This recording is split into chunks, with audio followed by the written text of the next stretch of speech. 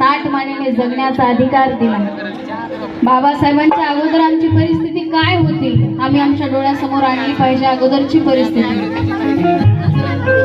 बाबासाहेबांनी आम्हाला गुलामगिरीच्या अंधकारातून बाहेर काढलं आणि प्रकाशात आणलं। तेजोमय असा ज्ञानाचा प्रकाश दिला। गोरगरिबांचं कल्याण केलंय बाबासाहेबांनी, म्हणजे तुमचं आमचं। त्यावेळी गोरगरीब खितपत पडलेले फक्त तुम्ही आम्ही होत्या। या समाजाला बाबासाहेबांनी वर काढलं आणि तथागत भगवान गौतम बुद्धाच्या ओटीत टाकलं। आणि एवढंच नाही तर या देशामध्ये बाबासाहेबांनी मानव प्राणी सारे समान आहेत।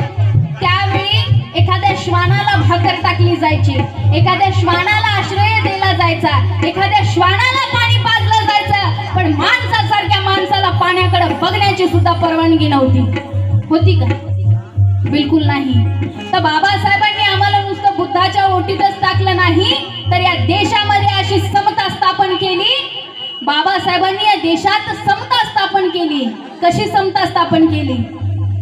या देशातला गरीबातला गरीब असेल तर त्याला एका मताचा अधिकार, आणि या देशातला श्रीमंतातला श्रीमंत असेल एवढंच नाही तर या देशाचा प्रधानमंत्री जरी असेल तरी त्याला एकाच मताचा अधिकार, अशी बाबासाहेबांनी समता स्थापन केली।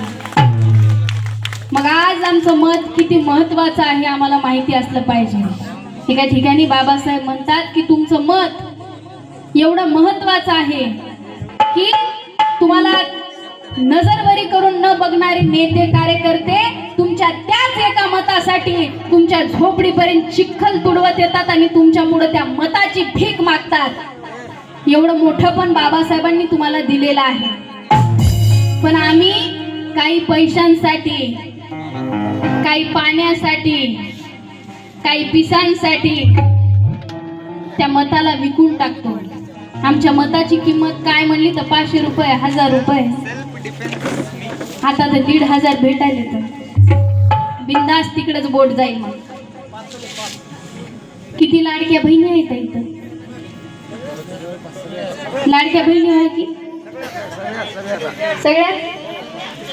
किती लाडक्या बहिणी आहेत इथं? केवायसी केल्या की केले? दिवाळीचे पडले पडले फराळ करून खाले? किती जणीला पडले? मला माहित आहे किती जणीला पडले। जिला जिला पैसे बरोबर पडले त्याच्या तोंडावर जास्त हसू आहे, आणि ज्याला जरा जराशे पडाय ते नाही तर मग एवढंच आहे त्यांच्या चेहऱ्यावर, बाकी काहीच नाही। पण ज्याला रोज, ज्यांना महिन्याला पैसे पडायले ते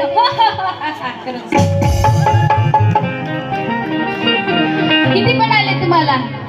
1500 रुपये की 1500 रुपये घेऊन बायका अशा काय खुश व्हायल्या? त्याला माहितच नाही बाकीकडे किती GST वाढलेली आहे। आणि 1500 रुपये ह्याने गेल्यात, महिन्याला 1500 रुपये ह्यांना भेटायले, ते ह्याला वाटायला सगळीकडे आमचंच राज आहे। आणि सावकाराला म्हणतात शेंगदाणे का महाग द्यायला हो, तेल गोड तेल का महाग द्यायला हो? त्याला म्हणते वरून महाग झालंय। वरून म्हणले त्याने म्हणतात वरून आता कुठून होत असेल? ह्याच्या काय छतावर महाग करून ठेवला काय? तुम्हाला माहित आहे का कुठून नेमकं महाग व्हायला ते? ह्यांनी 1500 रुपये घेऊन खुश आहेत, आम्हाला 1500 रुपये पडायलेत बाई, झाले आम्ही लाडक्या बहिणी। आणि कुठेही बघा लाडक्या बहिणी, लाडक्या बहिणी, लाडक्या बहिणी। वाग बहिणी तुमचा भाऊ कुठंच नाही तुमच्यासर, लई लाडक्या बहिणी झाल्या। आणि इकडं तर कमी असेल, नाही तर इकडे जास्तच असेल। तुम्हाला सांगते त्या नांदेडमध्ये तर एवढी गर्दी, कुठेही बघा लाडक्याच बहिणी हो। बँकेत जा लाडक्या बहिणी, सेतूवर जा लाडक्या बहिणी, कोर्टात जा लाडक्या बहिणी, कुठेही जा लाडक्याच बहिणी। एके दिवशी मी बँकेत गेले, एवढ्या बायका गोंधळ करायल्यात, क्याव क्याव क्याव क्याव क्याव क्याव। मी त्या मॅनेजर जवळ गेले आणि त्याला म्हणलं सर ती बाई तुम्हाला किती भांडायली, तिला काहीतरी म्हणा की? त्यानं म्हणलं काय म्हणावं मॅडम, हे सगळ्याच लाडक्या बहिणी होईत, आम्हाला इथपर्यंतची सगळी लाडक्याच बहिणी। मी म्हणलं अरे हे ना 1500 रुपयासाठी एवढ्या भांडाल्यात, हेला लाडक्या बहिणीचे सोडून भांडक्या बहिणीचे तरी पैसे सुरू करायला। एवढं भांडण राहते कुठं? एवढे भांडण करता तुम्ही। 1500 रुपये घेऊन ज्या बायकांना वाटत असेल की आम्ही लाडक्या बहिणी आहोत, तर त्यांना सांगते तुमच्या लाडक्या बहिणी तुम्ही आता झाल्या, पण मी लाडकी लेक आहे, तुम्हाला माहीतच असेल. तुम्हाला तर महिन्याला 1500 रुपये भेटत, 1500 रुपये तुम्हाला महिन्याला 1500 रुपये 1500 रुपये भेटत असतील. पण मला इथं रोजच 10, 15, 20, 25, 30, 35, 50, एप्रिल मध्ये तर 80, 85 चालते. रुपये नाही, हजार, 80,000, 85,000 चालते. रेट आहे 1 लाख रुपयापर्यंत. मला रोज 1 लाख रुपये भेटतात एप्रिल मध्ये, कारण मी लाडकी लेक आहे. तुम्ही लाडक्या बहिणी आहात, तुम्हाला महिन्याला भेटते, पण मी लाडकी लेक आहे आणि मला हे आयुष्यभर मिळणार आहे जोपर्यंत मी माझ्या बापाचं कार्य करत राहीन. एवढी पुण्याई माझ्या बापाची आहे. ज्या लाडक्या बहिणी झाल्यात त्या लाडक्या बहिणींना मला सांगणं आहे की तुम्ही लाडक्या बहिणी आता झालात.